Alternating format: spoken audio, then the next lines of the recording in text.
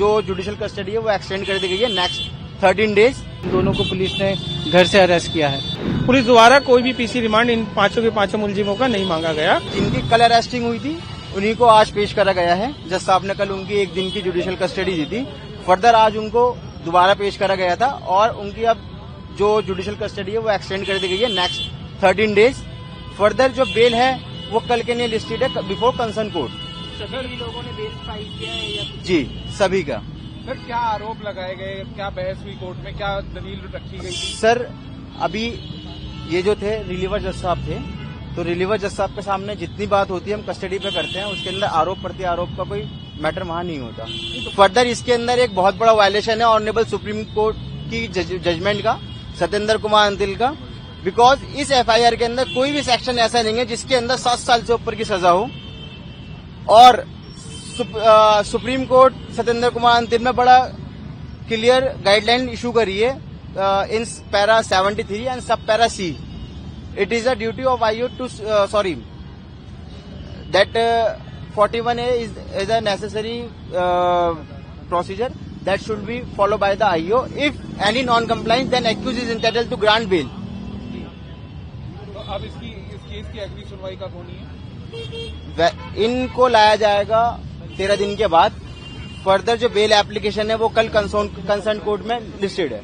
इस केस में मैं 2 अक्यूज को रिप्रेजेंट कर रहा हूँ। एक जो है वो है अदनान और दूसरे हैं समीर।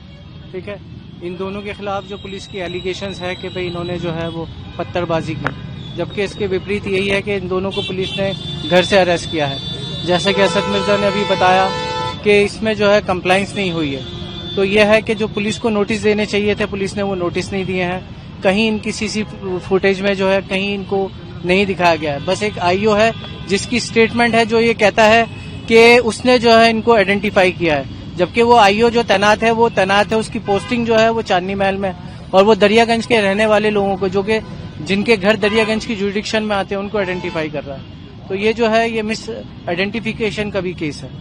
सर पुलिस ने जुडिशियल कस्टडी मांगते हुए कोई दलील पेश करी? नहीं, पुलिस ने कोई जुडिशियल कस्टडी नहीं मांगी इसमें, ठीक है ना, कोई सॉलिड दलील नहीं दे पाया। तो जज साहब ने उन्होंने कहा कि भाई उन्होंने पीसी के लिए कहा था, लेकिन जज साहब ने उन्हें जो है जुडिशियल कस्टडी में भेजा, क्योंकि जो आज जो थी वो कंसर्न कोर्ट जो थी वो छुट्टी पर थी। तो ये कल कंसर्न कोर्ट में जो है बेल लगी है 272 के अंदर। तो फिर देखते हैं कि भाई 2 बजे कल क्या रहता है। पुलिस द्वारा कोई भी पीसी रिमांड इन पांचों के पांचों मुलजिमों का नहीं मांगा गया और जुडिशियल कस्टडी 13 दिन की इनको दे दी गई है कोर्ट के द्वारा। और इनकी फैमिली की तरफ से, क्योंकि एक्चुअली क्या है, 5 लोगों को मैं रिप्रेजेंट भी कर रहा हूं और 5 वकालतनामे मेरे ऑन रिकॉर्ड भी हैं इन 5 एक्यूज की तरफ से। और उनकी तरफ से एक फैमिली की तरफ से एक मेरे साथ प्रॉब्लम थी उनके साथ कि उन्होंने जो पहने हुए कपड़े पहने हुए हैं, सर्दी का मौसम है और काफी प्रॉब्लम उनको जुडिशियल कस्टडी में होगी।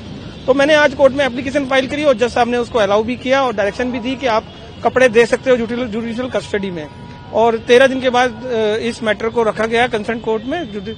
उसके बाद कल इनकी 5 लोगों की बेल एप्लीकेशन ऑलरेडी जो कल ड्यूटी एम के यहाँ फाइल थी वो कल के लिए लिस्टेड है। जो भी डायरेक्शन कोर्ट देगी उसको सारे लोग हम मानेंगे।